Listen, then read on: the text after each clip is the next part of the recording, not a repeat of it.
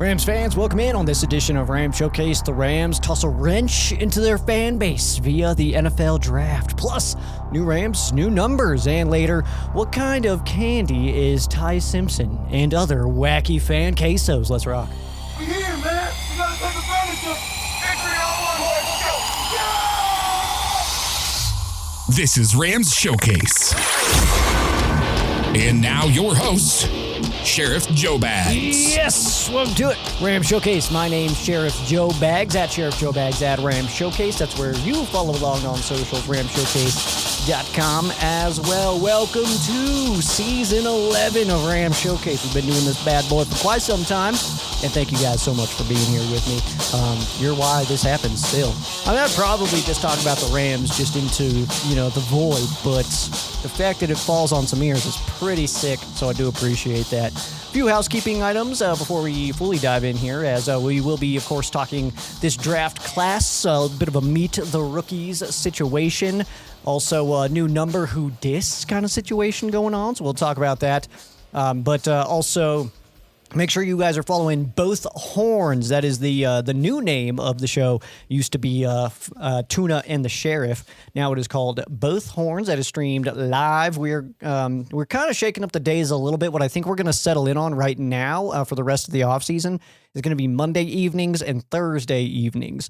But just keep your eyes out for that. It's on the First and Tuna Podcast YouTube channel. Link in the description below. Also broadcast live on the Rams Showcase Facebook page, so you can catch us there as well. Let's go ahead and get into the business, though, man. We know the big story. Ty Simpson coming over and be now a member of the Los Angeles Rams. 13th overall selection for Mr. Ty Simpson. That was also the pick of one Aaron Donald. Probably not the same level, I'll be honest. But how cool would that be? Maybe lucky number 13 for the Rams here. I'll say this, reaction obviously largely splits, but I would say that the majority, from what I can see at least, is not thrilled about this move. Not happy that the Rams took a quarterback with the 13th overall selection.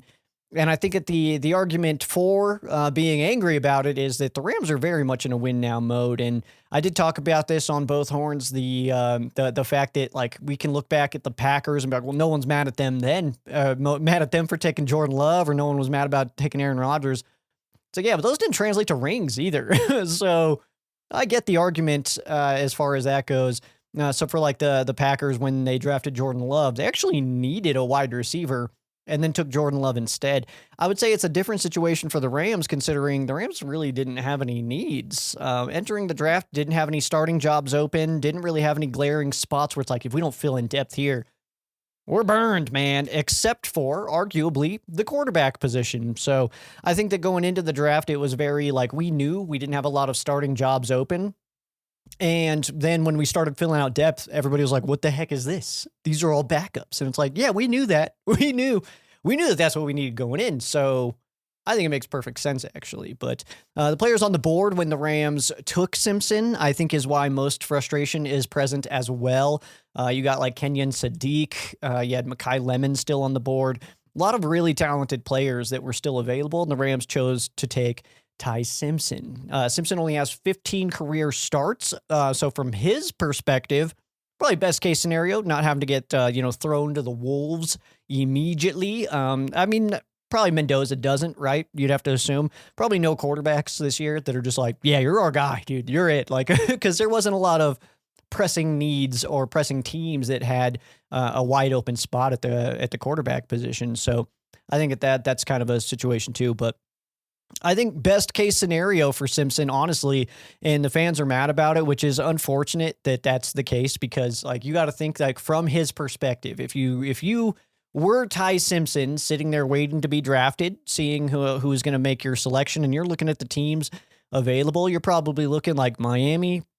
Rough, dude. Who would I even throw the football to there? Dallas, and it's like, well, they got Dak, but it's like that's kind of a wonky situation, tough division and stuff like that. You're just looking at all these teams. You got to think that like you look at the Los Angeles Rams and say, yeah, I mean, hey, yeah, Matthew Stafford's there, but he is getting a little bit older. He's just getting up there, 38 years old. You got Sean McVay and an open QB2 spot. So you don't necessarily, like, obviously he's going to compete with Stetson Bennett, and Bennett probably starts the season QB2, but I imagine that'll get transitioned into it being Simpson over the course of the season. But it's just one of those where it's like, from his perspective, probably best case scenario to go to the Rams. And all the fans are like, what is this? So that's unfortunate from that singular perspective of like, this guy's probably so pumped and we're all just so mad about it. That's kind of a bummer. But also we don't know how he's going to be. So we can save anger or support and stokedness for future years, I think, because hopefully, fingers crossed, we don't even need to see Simpson this year, dude. That's the goal, right? Is that we never need to see QB2. Worked out last year. I was talking about that a bunch of times. So, yeah. But we won't know, like I said, if this is going to be a good or a bad pick for a few years. But that's also, I think, frustrating fans because as I'm cool with that, and a lot of people are cool with that, you might be one of those. But if you are a person who has the internet, which you're watching me right now, so I would assume so. But I would say that we're very instant gratification, and the fact that we don't get to know if Ty Simpson is a good or bad pick right now, it's bad. You know what I mean? Like, that sucks. It's like, oh man, like it's going to take 3 years to know. But also, what if it doesn't? You know what I mean? That's part of it too. Because fact is, Stafford is 38 years old. He was healthy last year. Will he be healthy for another full season?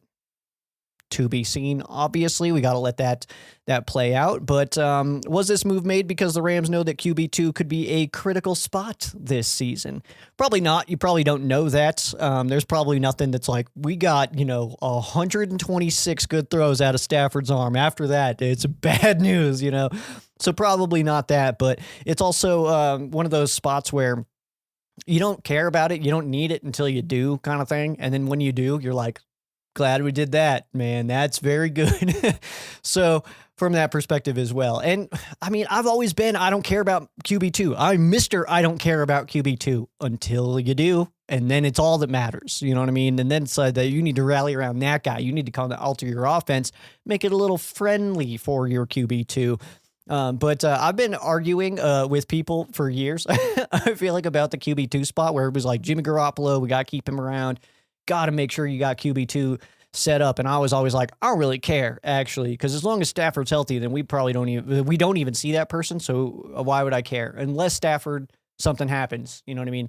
And now we got a QB2, a young guy who could take over for Stafford if all things go well. And we don't know that yet. But Stetson Bennett was never going to become the guy, the full-time starter. Jimmy Garoppolo's my age, which means he's old as hell, and that was never going to happen. So the fact that we did take a younger guy that can develop, sit for a year, 2, 3, 4, 7, I don't know how many years Stafford's going to play. But you have that kind of situation where he gets to sit and learn then learn the offense, learn the players, be part of the locker room. And then so when it is time for Matthew Stafford to call it, you got a guy in the building already that you're like, oh yeah, that's our guy. You don't have to then go search for one or try to make a trade for a veteran and lose a bunch of assets. Not off the table, but at least it's not a mandatory thing now. You can at least give him the keys for a year or two and see if it's something that he can develop into. But I've completely swapped sides with that QB2 argument. I was always sitting here being like, I don't care, dude. Just because if Nine's healthy, then QB2 can sit on the sidelines. Jimmy Garoppolo always looked like he was doing like a photo shoot in his uniform because it was always so clean and pristine, you know what I mean? And no sweat or anything like that. It's like, are you doing photo ops, bro? But that's a good thing. You want your QB2 to look like he's doing photo ops. If he's getting dirty, everybody on the offensive line take a knee. Man, that's everybody take a knee. We got something to chat about. So that's a good thing there. But either way, like I said, Stetson was never going to develop into the full-time starter. Jimmy obviously wasn't going to develop into the full-time starter. He's considering calling it quits right now. So, yeah, the fact that the Rams decided to take a guy with a high pick that they kind of got as a freebie, let's be real. Did the Falcons need to give up another first-round pick for a guy who I think is in jail right now? I don't know. I haven't been following that situation super close. Not working out so far for Atlanta, but kind of a freebie pick for the Rams. And if you got just an extra bonus pick in the first round, and you think you have a quarterback that can take over in the future, dude, do that all day. Do that. Or if you need to have it in your brain just to make yourself feel better about the situation, just imagine, just tell yourself in your head that the Rams traded 13 for Trent McDuffie and took Ty Simpson with 29. If you just need that to sit in your brain just so that you feel better about it, that's totally fine. The net is still the same, though. The same exact thing happened. We used those 2 first-round picks to bring in a backup quarterback and snag Trent McDuffie, which was like the biggest spot that the Rams needed going for last year. So addressing that, absolutely massive. I really wish that I could give you some kind of comment, a stat, tidbits, just a nugget of information that would make you feel excited for Ty Simpson if you're not already. But I can't. There's nothing that I'm going to say to the people that are mad about this pick that's going to be like, you know what? Hell yeah, I'm going to buy a Simpson jersey, man. I'm fired up. Like, I'm not going to, there's no way I'm going to be able to say or do anything that kind of translates into that. He's only got 15 starts. They're easy to go back and watch. I recommend it. I've done a bunch of watching of Ty Simpson at Alabama so far. He's young. He doesn't always make the right decision, but his throwing motion, that's also a little awkward. Let's be real. But that's one of those things. Just a young guy. Get him into an NFL room. I'm sure he'll be all right. Tuna mentioned it on both horns. Is like Stafford's throwing motion looks a little bit different from before too, and Jared Goff even looked different from year 1 to year 2. So maybe there's something there with McVay in the training staff there to just get that motion maybe a little bit quicker, a little bit less awkward. I don't know what it is too. It feels like he's like leaning forward with his whole body. It's hard to explain, but I do imagine that gets taken care of. But his anticipation can be unbelievable. And not just on like expected routes, not just on like, hey, this guy should be open at this time, so just throw the ball. It's plays broken down. He's exited the pocket, and you got, wide receivers making cutback moves to try to get open and be visible to the quarterback. And he's making those throws with anticipation that look absolutely phenomenal. So, I mean, that's a good thing. His placement on most throws is absolutely incredible. Obviously not all throws, but on most throws, he's putting the football in a great spot where only his guy can get it. I think his manipulation of defenders is really good. He's able to look people off. I have seen some no-lookers as well. Just saying. There was a good one. It was a deep route where he pulled the defender inside and then hit his outside target. That was absolutely phenomenal. It's one of those where you can see, because Bama's got like the you can see most teams do, where you can see like where their head's at. And so he was like this, and then the ball goes that way. And it's like, yo, we've seen that from 9 a billion times, dude. So the fact that our rookie, who has never even been in our building yet, is already knocking those passes out, that alone should get you to be like, well, let's see. I think. But I don't know. What do I know? I don't know much. But I think that the way that he manipulates and the way that he does the no-looks, if we don't need him to play this year, and instead, have him just learning behind the MVP and Sean McVay, the greatest Rams coach of all time, based on what I've seen, man, I think that him just being able to sit there, learn, and like intake the NFL level from the sideline with a clipboard and going back to the sideline after every drive and sitting with Matthew and Sean and sitting there breaking down what was seen, what was, talked about, what the looks were, stuff like that. I think that's absolutely going to be phenomenal. He may not be the guy that can take over the offense today. Good news, he doesn't need to be. That's a positive, but he shows really, really good traits for things that you would anticipate that Sean McVay probably really likes in a quarterback.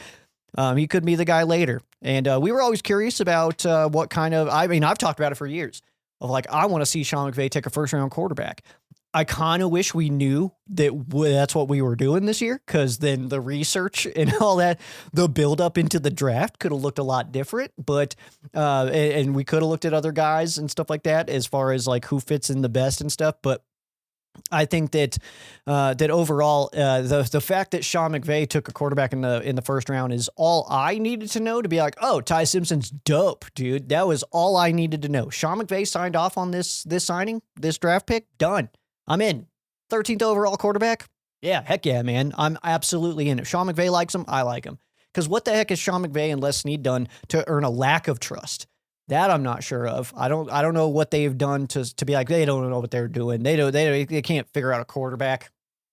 Crazy business, man. I don't know about all that. So, um, the fact that we have a first round quarterback is good enough for me. That's kind of fun. And then also, I love the story that he was like, I barely even talked to the Rams, dude. Some scouts talked to me at Bama. And then I love that Les Snead said it on Pat McAfee that was like, hey, dude, you've already been drafted. You don't have to lie anymore. and it was a whole thing that was all completely secret. Just, of just the meetings and stuff like that, the 4+ hour meeting that Les, Sean, and Ty had, and Ty's out here like, nah, dude, I never even met Sean, and it's like, dude, it's okay now. It's like we already drafted you. Yeah, no one's gonna swoop in and snag you before we can. So I think that's so funny, man. But yeah, Tuna said he said all meetings are secret because it was a secret meeting. And no, not necessarily that all meetings are secret. It's obviously contents of meetings are secret, but I mean, you sign up for things like top 30s and stuff like that. So a lot of that stuff is public information. So not all are secret, but this was odd and also absolutely awesome. Ty lied post draft about his contact with the Rams. Absolutely phenomenal. And to that, I say, welcome to LA, buddy. Welcome to LA, Ty. Ty's going to fit in perfectly here if not letting that information out was like part of the deal. Was like, and I don't think that's why they drafted him, but it's definitely a plus in his favor. Rams don't leak. Rams don't let leaks out. All right, it's pretty watertight when it comes to this kind of stuff. So if it would have come out like last week of like, oh man, the Rams are coming in to talk to Ty, and it's going to be like it's Les and Sean, that raises a red flag for all 31 other teams. It's like, oh, they want Ty, and then somebody's going to try to maybe move up ahead of them, whatever that happens to be. But the fact that he didn't let that information out and still didn't want to let that information out post draft, right after he had already been drafted, absolutely phenomenal, man. The Rams not being super linked to Ty on draft day probably helped him get drafted. And that's simply because if the Rams are just sitting back here like, dang, I don't even know what we're going to do with this pick. And like other teams are like, yeah, what are they? And Makai's on the board, Kenyon Sadiq's on the board, stuff like that. And it's like, give me my quarterback. And then everybody's like, that's how I imagine that everybody did it. I don't know, probably not. But either way, welcome to Los Angeles. Ty Simpson, fired up to see what he brings to the table via preseason. I'm sure we'll get plenty of reps there. And then hopefully none for the regular season and the playoffs. Hopefully we don't see him at all, unless it's just taking a knee, maybe a Week 18 throwaway game because we've already clinched a bunch of awesome stuff. That'd be pretty good stuff, right? Let's take a look at our other draft picks here. We also gained 4 other dudes via the draft. You couldn't tell if you follow anybody talking about the Rams draft class on social media. So let's get into them. 61st pick overall, tight end. Max Clara out of Ohio State, played most of his football at Purdue. 6'4", 246. He's the shortest of all 7 current Rams tight ends. Yes, 7. That is a whole gang of tight ends, but it's kind of what we're going for, man. We're going to run a lot of heavy sets. I think that makes the most sense. Like I said, ended his career in Ohio State. Mainly played at Purdue, though. Indicator that the Rams are committed to the heavy sets. Indicator that the Rams may be wanting to do a bit of a youth movement in this room in the near future. And that's kind of me just speculating a little bit about the future of Tyler Higbee as well as Colby Parkinson. Parkinson isn't super old, obviously, but Tyler Higbee is also not super old, but he's getting up there. He was drafted alongside Jared Goff, 2016, first year back in Los Angeles for the Rams. But he's definitely getting a little bit higher up there. I don't think it's impossible that we see a trio of Claire, Ferguson, Allen maybe in 2027. So I would say this season, expectations for Max Claire, I would say look for Claire to be asked to participate on special teams mostly.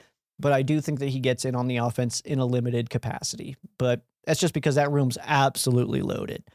Next pick up here, we got 93rd overall pick, offensive tackle Keegan Trost out of Missouri, 6'4", 311. He helped Missouri lead the 8th best rush attack in college football last year. He can play a lot of positions on the front, all 5 spots for Trost.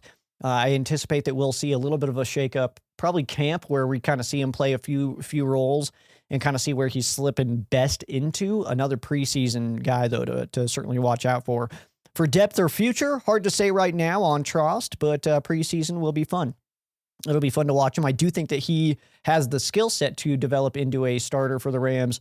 And especially, I mean, you do have not a bunch of old guys, obviously, but you have positions that you could maybe get better at along the offensive line. I love our offensive line. All 5 dudes straight across the board are awesome, but I just want the best football players to play. I don't care what numbers or names are on those jerseys. I just want the best players to play football. So if that happens to be Trost, then have it be Trost, man. This guy's awesome, though. Big old boy at 3'11". Next pick for the Rams, 197th overall, wide receiver CJ Daniels out of Miami. Absolutely love this pick. 6'2", 202 for CJ Daniels. His height and weight fit perfectly into the Rams room. He's the same weight as Witt, but 1 inch taller. He's the same height as Puka, but 14 pounds lighter. So he's like slipping right in there as far as the fit goes. So like from a visual standpoint, he's going to fit right into that room. He played 4 seasons of college football, so he's got plenty of experience, probably ready to play, which is really good news. Probably the most ready to go guy on our, well, next guy might be a little bit more ready, but very ready to go, likely. But the Rams needed a 3 going into the drafts, but likely trust who's on their roster right now. But I do think that CJ Daniels does have that skill set to slip into that spot if he can start picking up the NFL speed rather quick. Low expectations could lead to Daniels being probably the biggest draft win for the Rams, in my opinion, depending, obviously, what Ty Simpson turns into. Obviously, when you have a quarterback in the first round, the intention, the goal, the hope is that guy's absolutely awesome. Stafford leaves after 18 more years because I don't ever want him to leave. And then it's just, the Simpson show for the next 40 after that. You know what I mean? So, but either way, with CJ Daniels, he's kind of coming into a really good spot here. Probably the position group that the Rams did draft that actually needed a body to potentially contribute. So he really could get in on that action. As far as expectations for this year, I'd say he probably gets involved into the offense more so into the second half of the season, because you got to think that Jordan Willingham, and then guys like Kanata Mumfield, they probably are going to get a fair amount of reps at that 3 spot as we start the season. And then the final pick for the Rams, 232nd overall pick, defensive lineman Tim Keenan III out of Alabama. 6'1", 327, big old boy in the middle of that defensive line. He was a team captain at Bama, where he did play his full career. Absolutely love that with my whole heart. I think that's incredible. Didn't get sucked into the NIL deal. He was a captain, so probably could have, but didn't, and I absolutely love that. I understand it's Bama, too, so that's like, most people don't want to leave Bama, but people do. That happens all the time. But with Keenan, I think that he is shorter than some of our guys, but he's near the top as far as weight goes. He's the second heaviest defensive lineman, only behind Bill Norton for the Rams. Pretty cool stuff. But I think as far as to this year's expectations, he probably gets the most actual reps of it, like a number total reps of any Rams rookie this year. I'm going to guess that Tim Keenan III, he leads that list. But I also shout out Daniels too. I think that he could absolutely be in there. We'll get into a number breakdown for you. New number, who dis? It's on the other side of this break. It is Ram Showcase. Welcome back in, Ram Showcase. My name's Sheriff Joe Baggs. Let's get into some numbers here. We had some number updates for some Rams, and so we'll talk about who's worn those numbers recently and some of the best ever to rock those digits in a Rams uniform. So let's get into it. We're going to start with safety Cam Kinchins, the Seahawk Killer. He's going from number 26 to number 5, most recently rocked by Tutu Atwell. As far as the best ever number 5 in Rams history, I'm going to give this one to Jalen Ramsey. There's been some good 5s, all right? Most of the good 5s for the Rams have been punters. It's a good punter number. But some of the other members of the Rams who have worn 5 before, we've got quarterbacks Blake Bortles, We got Nick Foles rocking that 5. I remember those promo photos. Oh, man, was I excited. Good stuff. We also got Donnie Jones and Sean Landetta, a couple of punters there, and also Dale Hatcher cracking the list on my best ever number 5s for the Rams. But Jalen Ramsey, I'm going to give him that top spot.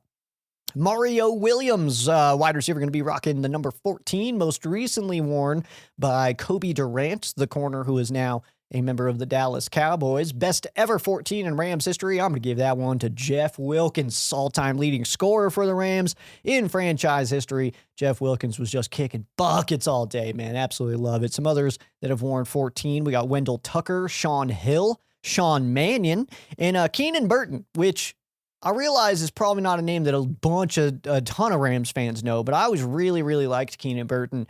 He wore number 14, and when I remember when the Rams used to do a Rams Rides kind of segment on their website back in the St. Louis times, and I just remember, I remember Keenan Burton's car was like the coolest thing.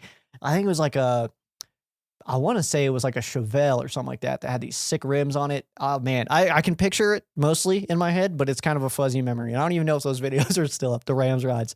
But that was awesome. So 14, shout out to Keenan Burton. New Ram, Trent McDuffie, going to be wearing number 22, most recently worn by running back Blake Corum. Best ever 22 in Rams history. I'm going to give it to Dick Bass. Others, we've got Vince Newsome, John Capoletti, Trumaine Johnson, Travis Fisher, Marcus Peters, Fred Gurkey, the legend, the reason that we have horns on the helmets, and then the greatest who never was, Marcus Dupree, running back. Legend. Oh, I'm going to have to find. I used to have my framed picture of Marcus Dupree. It used to sit right on the front of my desk, but this desk is too tiny for all that. So I need a new one so I can get those pictures back up in the front because that was awesome. But Marcus Dupree, he was on there. Signed picture of him. Good stuff. 22s. Blake Corum is switching over to number 24, most recently worn by Eli Neal, the linebacker, who is still around. The best ever 24 in Rams history, I'm going to give it to Clancy Williams. Others who have worn that number, cornerback Ron Bartell. We've got Taylor Rapp, Buford McGee, Darius Williams, Isaiah Peed, who is a member of the it's the Paralympics, as he lost a leg. Crazy, right? And then Royce Freeman also rocked 24. Number 32 is going to be worn by Jordan Waters, most recently worn by Cody Schrader, the running back. Best ever, Jack Party. Heck yes, man. Some others who have worn number 32. We'll give it to Cullen Bryant, first ever Rams Super Bowl touchdown scorer. And he did end his life, unfortunately, really close to my city here. I live in Colorado Springs. He passed away in his home in Manitou Springs, which is same county, same all that stuff. It's just right on the outskirts of my city there. But Cullen Bryant, met him at a bus stop in Colorado Springs at the Citadel Mall. Crazy. I was wearing my Rams hat. He was like, "Oh, you're a Rams fan?" I was like, yeah. He's like, "Oh, that's cool. I used to play for him." I was like, "What?" He was like, "Oh, I'm Cullen." And I was like, "No." And I just like, obviously, just chatted for a long time. That was awesome. Other 32s in Rams history. We got Dre Bly, Toby Wright, Bradley Fletcher, Jordan Fuller for just a short time, and the legend, Super Bowl champion, Eric Weddle also wore 32 for the Rams. New addition also from the Kansas City Chiefs as a corner. Number 35 is going to be worn by Jalen Watson. Most recent 35, actually Jarquez Hunter, who wore 27 pretty much all last year. I believe it was the bulk of the year, but most recently worn by Jarquez Hunter. The best ever. Tough one, dude. Tough one, man. I'll let you choose. It's a choose your own adventure kind of situation here. You can either go Keith Lyle or you can go Aeneas Williams. No wrong answer, dude. No wrong answer there. Some others who have rocked 35 before: Tony Baker. We got Jake Hummel, Corey Ivy, Kevin Dockery, CJ Anderson, Sam Congato, bro. Dude. Finding these names sometimes is like my most fun I have covering the Rams. It's just be like, no way. I remember Kevin Dockery. I remember Corey Ivy. That's always how his face looked. I don't know what if it was a chin strap thing. I'm assuming it was a chin strap thing. We all had our weird things. I played football for like 4 seconds in high school. My thing was not just under here, but I used to go under here with the pads, like, cause everybody always just stood there like that. I was more this guy, but Corey Ivy with that. You guys get it. I feel like if anybody played football, you're like, yep. Next up, Grant Stewart, brand new Ram. He's going to be wearing number 44, and most recently worn by Jake McQuaid, the Rams long snapper from last year. Incredible human being. Stands on business for sure. Best ever 44. I'm going to go with Mike Gooman. Good stuff there. Others who have worn 44 before. Yeah, that's a sentence that makes sense. Kello Witherspoon, Chuck Lamson, Al Clark, Joey Goodspeed, Daniel Hardy, and Mike Carney. Joey Goodspeed and Mike Carney, those names are, man, that just takes me back, dude. That's like, Joey Goodspeed was one of those names that popped up where it was just kind of like, oh, Joey Goodspeed, man. Taking me back to my early Madden days. Pretty cool stuff. Number 49 is going to be rocked by the new long snapper, Joe Cardona. It's always good to have another Joe on the roster here. Most recently worn by Roger Carter. That was in 2022, though. Best ever 49 in Rams history? Not even a question, dude. That's Rod Perry. Others, we've got Claude Crabb, Britt Miller, and Jim Benton. So solid options there, but I think Rod Perry is the clear-cut champ of the 49s. And next up here, we'll go with Eli Neal, rocking the 58, most recently worn by Justin Hollins, who's been gone since 2022. Didn't realize that. That feels like a long time. Best ever 58 in Rams history. I'm going to go with Isaiah Robertson. Feels real, right? Others who have worn this 58 before. We got Mel Owens, Roman Pfeiffer. That's up there for sure. Corey Littleton, Jolon Dunbar, Don Davis, Mr. Irrelevant, David Vabora. Man, if you guys aren't getting fired up about some of these names, I don't know what to tell you, man. This is so much fun for me. Next up, number 60 is going to be worn by Wyatt Bowles. This is a new number for Bowles. Most recently worn by Logan Bruss. The best ever 60 in Rams history, Dennis Hara, for sure, man. That's absolutely awesome. Some others, we've got Mike man, I knew I was gonna blow this one, man. I was so confident coming in too, dude. It's Mike Gratadoria. Moving on. Jason Brown also. That was a good one. Fred Stokes as well. So those are your new numbers. We are waiting on some rookies. Obviously, we don't know what these guys are going to wear, but let's take a peek at them here. We got Ty Simpson, who wore 15 in college. That is not available. That's Mumps number. 16 is available.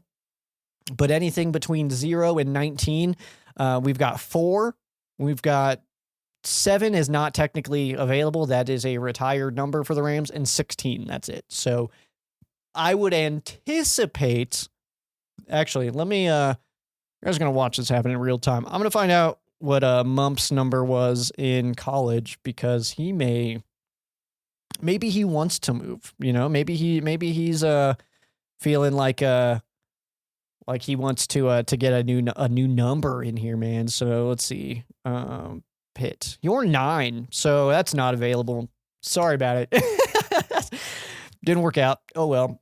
Moving on, Max Clare. He wore 86 in college. 85 is open. That is the only number currently open in the 80s for the Rams. 80, of course, is retired. Keegan Trost wore 79 in college. That is a number that has recently been vacated by Big Rob Havenstein, who has announced his retirement and is officially part of the Believe team, by the way. So he's going to be immediately going to media, which is really cool stuff. I wouldn't say that Big Rob's number is in line for retirement, but it's possible we see Trost rocking 79. I didn't dig into the 60s as much, though. C.J. Daniels wore number 7 in college. That is a retired number. Number 4 is available. I like the number 4. I think it looks really good on a Rams uniform for some reason. I don't know what that is. I've always thought that. You could go back to, like, Dress or Win. You can go back to, like, I think, was Gus Farrar, did he wear 4 at one time? It's good stuff. But yeah, I think 4 just looks good on a Rams jersey. And then Tim Keenan III, he wore 96 in college. We've got 93, 98, also the forbidden 99 is currently available. Not officially retired, but we anticipate that that'll be a thing that happens fairly soon. So yes, 99, not open. never going to be open, dude. That is we've seen 99 on a Rams jersey for the last time, hopefully, unless AD wants to come back. That's the only way that we're allowed to see 99 back on a Rams football field. So that's your number updates, new number who dis, man. So quickly for you, so some upcoming dates that we're kind of keeping our eyes on. We got May 1st, which is going to be this upcoming Friday, is going to be the deadline to exercise fifth-year options for the 2023 first rounders. We ain't part of that. That was during our era of first-round picks are for suckers. So no option there for the Rams. May 26th through the 28th, we got the first, June 1st through the 2nd, then the 4th, 8th through the 9th, and then the 11th. Do you follow me? That's going to be your OTAs for the Rams. And then June 15 and 16, that's going to be your mandatory minicamp. No location is set right now, so no word if we're going to get Maui camp again. But I think the speculation at this point is that that's going to be in Southern California, not going anywhere else for that. So I know the players really liked it last year, so that's unfortunate. But either way, you just got to get the work done. And whether it's here, whether it's there, whether it's here, I mean, whatever. I'll set it up, dude. I can clear out some space. I can push this desk to the wall and stuff like that if we need to run some drills. We'll be good, man. I'll figure it out, dude. We also got some parks close up. I live in Colorado, though, man. There's parks friggin' everywhere. It's kind of our thing, is being outside. Not this guy, but that's kind of, the vibe is outside time. Speaking of outside time, that makes no sense. We're going to take a quick break here. And on the other side, we'll get into our fan quesos, man. Where would Ty Simpson, Matthew Stafford, and Sean McVay vacation? What kind of candy is Ty Simpson, man? All that and more, that's headed your way right after this break. It's Ram Showcase. Welcome back in, Ram Showcase. My name, Sheriff Joe Bags. We're going to get into our fan quesos here. If you would like to participate in fan quesos, that's always available. That's always allowed. It's encouraged to participate as well. These first few are going to come from the Rams Showcase Facebook page. Search Rams Showcase on Facebook. You'll be able to find us there. Also on the YouTube channel, we make the post there. So you can just comment, ask the question, and we'll do it that way. But I'm feeling lazy, so I want to get you to give me the topic, and I'll just kind of ramble for a bit. How's that sound? Let's get into it here. First one here coming from Gary. Is there a guy on the undrafted free agent list that you think could be this year's Sean Dolak? I would say I don't think that there's anybody on this year's list that I think could be this year's Sean Dolak. But also, I think that my brain is just like, dude, we barely needed anybody coming in to this draft. So to load up a bunch of UDFAs, I feel like is a way for the Rams to, we got 18 UDFAs plus our 5 rookies. So we have 23 young guys in here. And that's, I don't know, man. No names have jumped out to me, at least so far. It was like at this same time last year, you could look at Sean Dolak and be like, that guy could have been drafted for sure. So like he might be one of those guys. And not to say that any of these guys are bad players or anything, but I don't know much about them. I don't get into a lot of pre-draft hype. I don't really care. What can you do on a NFL football field? I don't care what you did last year kind of thing. If they see traits in you that they think you can be a contributor to this team, cool. I'm fine with that. I'm perfectly fine with just letting Les Snead tell me who I'm rooting for this year. I don't need to guess right. I'm cool. But I would say no. There's no one that's jumping out to me that's like, ooh, watch out for this guy. That could change. Ask me this question again in preseason. Let's get 1 or 2 preseason games in, and then maybe ask this question. I might have an answer for you then. I might even have an answer for you in camp, man. I'm supposed to be out there at some point during camp. I may have some names where it's like, oh, that kid's actually awesome. So none right now is the answer to my question here. And then we got Paolo coming in. Do you think Snead's success at drafting is preventing us from trading up or down? We made calls, but no one wanted to deal round 1. Only trade we got was getting rid of the 7th round picks that we didn't want anyway. Why didn't we want those? What are you talking about? What are you making up, man? You can't make that up. You can it's like, man, if only we could get the heck out of here, but all these pesky 7th round picks are in. It's like, I don't think that that's real as far as not wanting them, but I think that they really just liked CJ Daniels, and they saw that we were coming up on a spot where he might go. And so they were like, you know what, dude, let's just get it. I think it wasn't that we didn't want the 7th round picks. I think that based on our roster entering the draft, those 7th round picks were a little bit more expendable especially if you wanted to turn those three, was it just the three picks into just one player? If you think that that player can help you, you do that. So I wouldn't. I am picking on your wording here a little bit, but to answer your question, I would say that I don't think it's Snead's success that there was no trades that happened.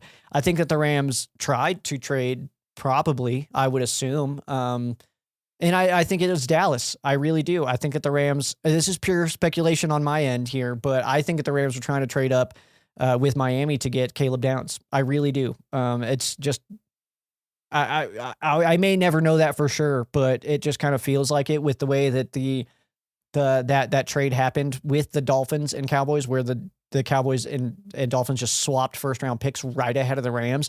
It's probably one of those where the Rams had an offer on the table. Miami was probably taking some other calls too. They probably told Dallas, like, hey man, we actually got an offer. We're thinking about taking this from LA. And they were like, we'll do this. And it's like, fine. Because Miami's in a spot where like they don't need to just get the best player possible. They need to fill out a roster, man. Like I don't even know most of their players right now. Their wide receiver one is probably Tutu Atwell, and that's no shade intended, but that's super unfortunate. You know what I mean? So from that perspective, I think that I think that the Rams did try. I wouldn't say that it was based on like. They're like, nah, dude, he always burns people on trades. Don't trade with him because he's going to get somebody that's awesome. You know what I mean? I don't think that was the case. I just think that the Rams probably really liked Caleb Downs. And maybe I'm projecting a little bit because I really like Caleb Downs.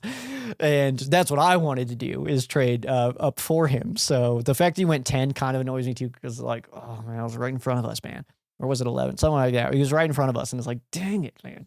Felt like he was dropping and felt like we could have pulled something off, but didn't. But either way, I don't think that Snead's history of the draft is why no trades happened. If anything, I would say that that's a plus for Les in attempting to trade because you know that he's wheeling and dealing, man. Like I feel like as an opposing team, you can look at the Rams' history and be like, well, they're willing to do stuff. And if they really like a guy, maybe we can get this from them also. Maybe we can also pull off a next year third rounder or something along those lines. And again, I'm just spitballing here. I don't have actual info on that. I wasn't in the war room, dude. I was crushing beers with my friends watching the draft. So I don't have like the insights on that perspective there. But to answer your question, I would say I don't think so. That doesn't sound like a real thing that would happen in the NFL of people being like, no, don't trade with him. He's shifty. Like, you know, I just don't think that would happen. If you think that you can help your football team with a trade, you do it.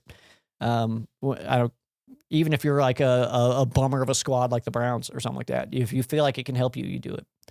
Let's see here. I do have, I don't want to say a bunch here. I want to try to just find a good one to end on here on the YouTube channel. So, okay. I think I know which one I'm going to end on. Okay. So we're just going to go down this list here. We got a few here, coming in. So, payo time, question here. Is a situation. Kevin Demoff reaches out to you for help to help plan a couples retreat for Ty Simpson and his wife. Didn't know he was married. That's awesome. The McVays and the Staffords. He asks you to pick a location, a month, and group activity. Thanks. Love the show. Love your show, dude. Thanks for being here and hopping in Fan Quesos. So for the Simpsons, for Staffords, and the McVays, we're obviously going like probably in May, just because that's a reasonable time. We're going to Cabo because good things happen in Cabo for the Rams. I don't know what it is, man. So definitely shipping everybody out to Cabo. And as far as an activity, I'm going to say that I'm going to have them participate in like a fishing excursion that's actually secretly led by Kevin Dotson. And they're just going to show up to like the pier, and it's just going to be K-Dot in a bucket hat. And he's going to be like, you guys ready to fish? And they're like, no way, Kevin, you're here. You know, it's going to be one of those things. So that's the Cabo in May, fishing with Kevin Dotson with the wrench. Let's see here. That's the one we're going to end on. Next one here come from Rams House. Whose house? Sweet new logo, by the way. Logo updates all around. Everybody's updating their stuff. Pretty cool. Love it, man. But it says, do you think a new UDFA makes the Rams roster this year? I know it's pretty common for us to have at least one make the roster, but the Rams roster feels like it's going to be so good. It's hard for drafted players to even make the roster. Dude, you ain't kidding, man. We've seen that too, where drafted players don't make the squad. I don't even know where Poopal is anymore, man. I don't even know if he plays football still, dude. I've lost so much track of him after being like, he might be a starter. It's like, I don't even know if either way, but I would assume at least one does make the squad. Do I have a name for you? No, I do not. But just numbers wise, it does feel like there might be like a corner that kind of jumps out, that does end up making the squad there. So I'm going to guess defense, but who knows? Who knows? Maybe a wide receiver, or just, you know what? Keep all the tight ends, dude. I think we're up to like 9 right now with the UDFAs too. We can't, if we have all the tight ends and nobody else has them, you know what I mean? It's a big brain move, big brain. Next one here come from Payo Time. Take away the media reaction. Happily. Happily. How cool is it that the Rams drafted a first-round quarterback? I feel like anytime a quarterback goes in the first round, they are criticized more than other positions. The more I listen and learn about Ty, the more I am excited to see his career play out over the long term. I'm 1,000% with you there, man. It is one of those things where everybody's got their opinions on quarterbacks and stuff like that, and everybody thinks they know what a good quarterback looks like and stuff. But the fact is that Les and Sean sat down with Ty for hours and hours was the comment, and they both came out of there willing to take him at 13. So why the heck would I be against it, man? That's kind of how I'm feeling about it. But I love the fact that the Rams took a quarterback in the first round.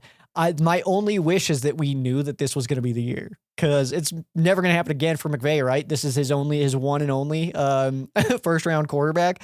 So I just wish we would have known ahead of time, because that pre-draft analysis could have been pretty awesome. Would have been fun. But Ty Simpson, man, I mean, I think that too. It's if you were to try to think of just a generic quarterback, college player, and then just give him all the traits that you think Sean McVay would like in a player, you get Ty Simpson. Dude, like watch Ty Simpson with Gruden. That's phenomenal. That whole thing, it's an hour or something.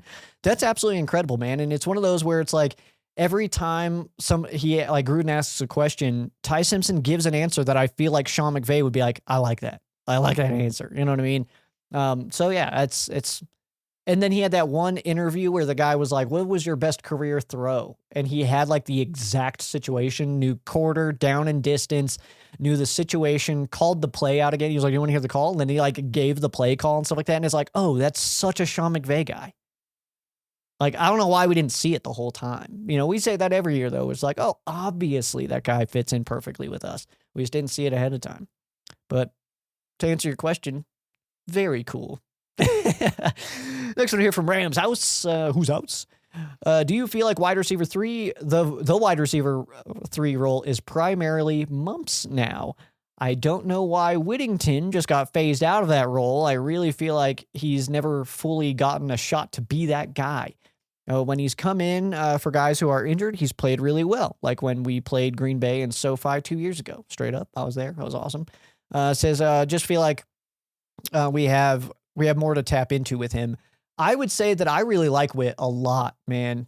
Jordan Willington is awesome, but I would say that he largely looks like the same player so far over the course of his career. So obviously we're going into a new year, so let's see how he takes that next step up. But I would say the progression hasn't necessarily been there, but he's also not a bad player, like you said. He's come in and played well when he needs to. I'm really not sure what it is, man. But I would say, I don't know if I would give it to Mump already. I would say that it's Witt's job. It's going to be Whittington, but I do think that Mump gets in there a little bit. And then CJ Daniels, I'm really high on, honestly. The more I find out about CJ Daniels, his personality, his play style, I mean, there's there's really nothing to complain about when it comes to CJ Daniels. The fact that the Rams got him so late, it's like there's got to be more that I don't know that led him to fall, because all indicators are like, oh yeah, he's obviously such a Rams wide receiver. So there is that. But Mump and Witt, I think, will both kind of rotate into that role. So we'll see. And also, if you're running 13 personnel, then you don't need a wide receiver 3. I mean, what's the point of a wide receiver 3 when you're running 13 the whole time? Which is good news, I guess. I don't know. Let's see here. This one coming from Yucca Trash. Curious on your opinion on these guys. I am a Rams fan, so I admit I was biased, but hear me out. I feel like the Rams earned a B grade for the first round, but obviously it could change when we see everything play out. My reasoning is nobody saw this coming, well, except for maybe Dano, but that was still a pretty damn good smokescreen. And even if Simpson doesn't pan out to be any better than Cousins, I'd be fine with that. I still feel like they did the right thing. They had the 13th pick without mortgaging the future, straight up, and took their shot. In that situation, you kind of have to. Timing seems perfect. He gets a season or two to sit behind Stafford and learn, going through maybe 2 full off seasons. Good point. 2 preseasons. Good point. And everything else. It will give him every opportunity to succeed in possible, in my opinion. Just looking forward to reading what you guys think. Well, you don't have to read it. You can just listen to me, which I think is preferred. But, well, maybe. I don't know. Perspective, I guess. But as far as a draft grade, obviously, I'm not giving out draft grades right now, man. I'm not a mock drafter. I'm not a draft grader. I think those are the 2 dumbest things that happen in the NFL media cycle, because they're both worthless. But I would say that for a grade, obviously, we'll look at that in the future. Probably in like 10 years, we'll be able to actually give that, because after year 1 with Jared Goff, we were like, we blew it. First overall pick, we blew it, dude. This guy's a bomber. And then obviously we get in Sean McVay, and it's like, actually, this kid's playing in a Super Bowl, man. Good pick, man. So obviously you get that kind of situation too, the ebbs and the flows of a career. I think that really you can't grade a draft until people start retiring from that class. I think that like you can start to grade them, I think 3-4 years in. Realistically, though, it's like now we should go back and grade the 2016 draft with Goff and Higbee and stuff like that. That would be a good draft to go grade now, but that's even pre-Sean McVay era. But as far as draft grades go, too, I mean, it doesn't matter. I could say F or A right now, and nothing's going to change. It's not like if I give him an A, all of a sudden now he's going to play better. And if I give him an F, he sucks. You know what I mean? So it's all just pure speculation. But that being said, to kind of discuss what you're talking about here is I do agree that, I mean, it felt like a freebie pick for the Rams. It felt like a bonus pick for the Rams to be picking at 13. It felt like we shouldn't have been picking at 13. Thank you, Atlanta. Feels like they blew it by letting the Rams pick somebody at 13. The fact that the Rams went into the draft with no true needs, all your needs that you did have exiting the 2025 season were addressed in free agency. And then you also had good depth already. So like you lose your right tackle, you already have Warren McClendon. Is he going to stick? We don't know. We thought Bo Limmer was going to stick, so we'll see. But you had the secondary problems. You bring in Jalen Watson and Trent McDuffie. Boom. Good to go, man. So I think that when you look at it from that perspective of just the Rams not needing much when you enter the draft, quarterback's 38 years old, dude. Did we really want to wait for Stafford to leave before we try to find his replacement? Because that's how you get stuck in a situation where you're like the Denver Broncos have always done. They've never had somebody sit and learn under somebody else. They tried to do it with Brock Osweiler, but we all knew that was a joke, right? So like they always, though, wait till their guy leaves. Peyton Manning retires, and all of a sudden they're like, oh, Brock kind of sucks. And then they go through their little carousel. John Elway, it's like, oh man, this guy, he's gone. All right, Brian Greasy, Jake Plummer, like they're just like filling in dudes. And meanwhile, you got the Green Bay Packers who've had 3 quarterbacks for the last my life, essentially. So I think it's one of those situations where you have a 38-year-old quarterback. You just decide to be smart about it, man. Just don't be dumb. Don't overthink yourself. And just take the guy that you think, if you think at all, if there's a 50-50 shot, a 20-80 shot that could be your guy of the future, you basically got that pick for free. Might as well take a shot on it. might as well take a shot on it. And you're absolutely right. We have Stafford here now. So the hope is we don't see Simpson at all, that we forget Simpson exists on game day, that we're not talking about him at all. And then you also get him learning on the sideline, learning in preseason. You nailed it with the 2 off seasons. Maybe we can get, like, he's going to get this off season, at least the bulk of it. Next off season, the whole thing, you know what I mean? And maybe another one after that of just learning. So I'm really excited to see how he progresses. I think it's like Tuna talked about it, of like, I've been waiting for a young quarterback to like follow his career as a Ram and just kind of like, this is what we're doing. We have that now, and that's super exciting because whether he pans out or not, we're not going to know for a few years. And also the net negative of him not working out, it's not like we mortgaged our future on Ty Simpson. We didn't take this pick and it's like, man, if this doesn't work out, we are absolutely burned, because we have a situation where the Rams are aggressive, man. We could trade for another guy. We could decide that, next year's draft class has a second rounder that we absolutely love that fits us a little bit better than Ty Simpson. So you got different options there. But realistically, the Rams are not going to be picking in the top 13 for hopefully a long time. So if you have a guy at that spot that you like, you basically were handed a free selection at 13. You didn't need any other starting spots to make yourself a true contender this year. I think I'm confused at the hate. I'll be completely honest, man. The more I talk too, the more I'm like, yeah, what the hell? This is such a good pick. Like, I don't know. So I'm with you, yucca trash. I don't know if there's actually a question in there, but I do agree with pretty much everything you said. I think you nailed it there. Next one here from Rams House. Whose house? I know this question will call upon an answer that's way down the line, but I'll ask it anyway. Fair enough. Do you feel like Ty Simpson will develop into a better quarterback than Jared Goff? The ceiling on Simpson seems very comparable to Goff, in my opinion. And do you think McVay will learn to stick through the tough times of developing a young quarterback a second time around versus getting impatient again?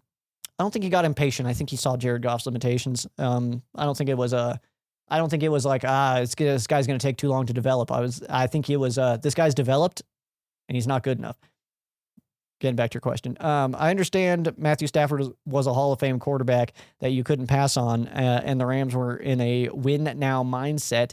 However, we all know the narrative is that McVay would like a veteran to run his offense that doesn't have to put training wheels on, so to speak. Does this make sense? It does make sense, but I also somewhat disagree with the premise that because Sean also inherited Jared Goff. So I think that there is that aspect too, that like he's now kind of tying himself to Ty Simpson a little bit, more so than Jared Goff, because he came in from the Jeff Fisher regime, Goff did. And then I do think that you got to the point with that, like the 2020 season was really where, like, because he had him 2017, 18, 19, 20. I mean, that's a long time. I don't think it was a impatience thing out of Sean McVay. I think it was okay, he's not good enough to do it.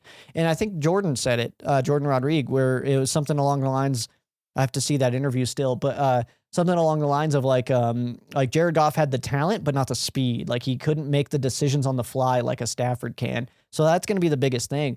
And that's my question. If I were a reporter in the building talking to Sean McVay, I think that would be my question: is what's the patience level going to look like for a Ty Simpson?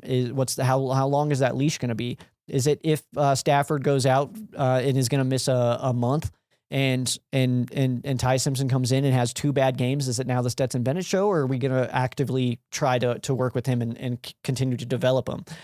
To answer your question about how do I feel like he'll develop into a better quarterback than Jared Goff?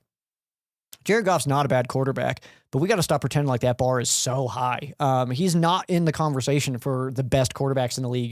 You can give an argument for a top 10 guy, but you can also give an argument for not a top 10 guy. You can put him at 12, 13, 14, and people are like, yeah, that's fine. So I do think that Ty Simpson can develop into a better quarterback than Jared Goff. Jared Goff is fine. He is not a bad quarterback. He does have his limitations, though. Like all quarterbacks do. All quarterbacks have their limitations. We don't know what Ty Simpsons are going to be yet. We'll have to wait and see. So you're right. It will be something we have to wait for. And I want to see him in our offense, our real offense, not our preseason offense where everybody thinks that Stetson Bennett's the quarterback of the future. I want to see him in a real offense a real game plan with the Rams, and then that's really where we'll start to be able to nail down his development and where we think he can go into the future, which you never know. It can be all over the place. So very hard. That's like a one that's like 15 years down the road we can look back on. Is like, did he end up being better than Jared? So we'll see.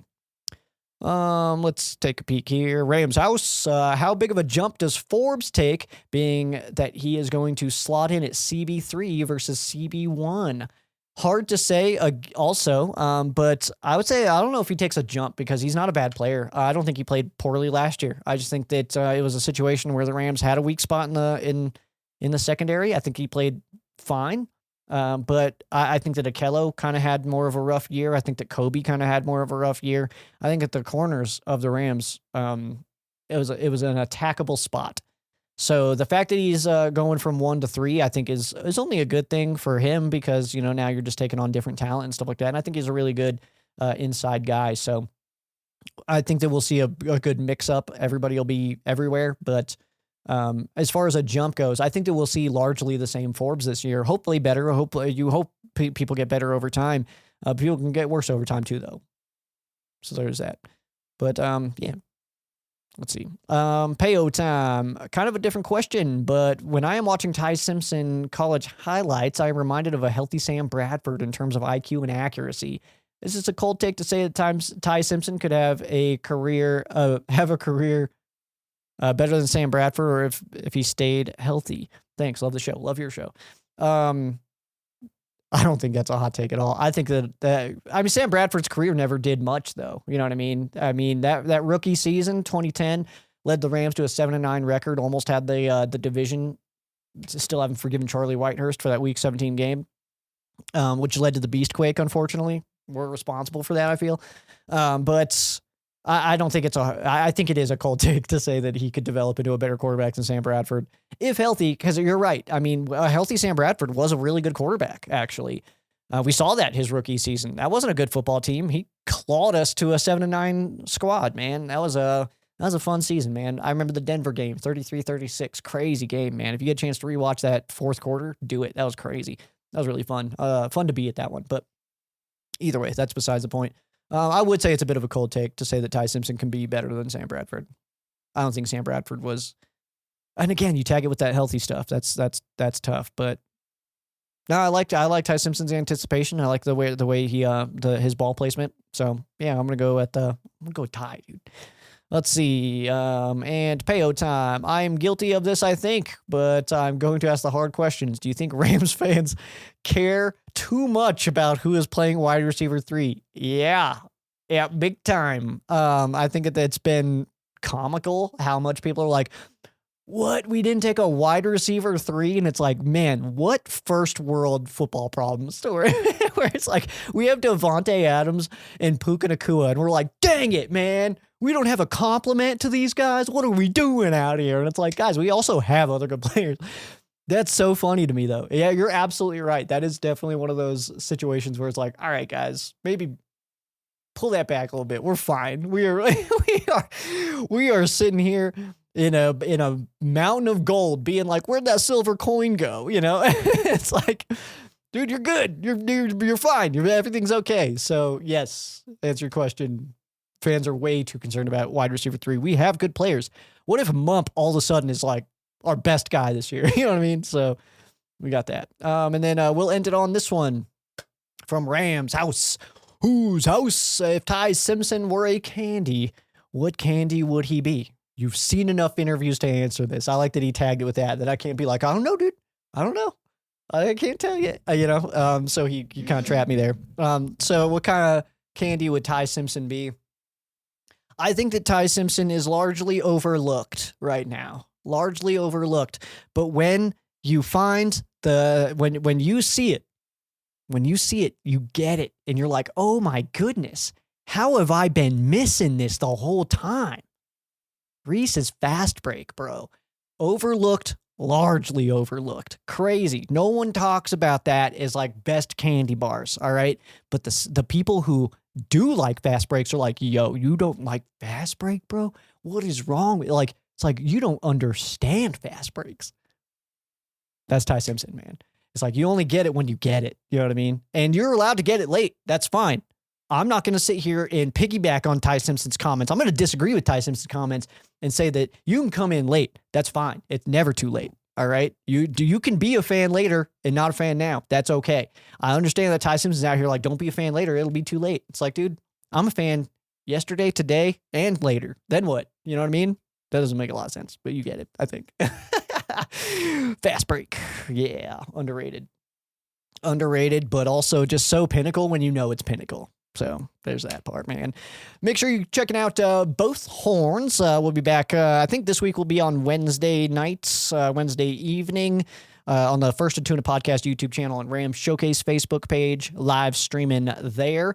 But shout out everybody asking me the Fan Quesos. I love this segment. It's one of my favorites. And according to my 10-year anniversary episode, one of your favorites too. Everybody loves the Fan Quesos. So those are not going away, man. Those are here to stay for sure.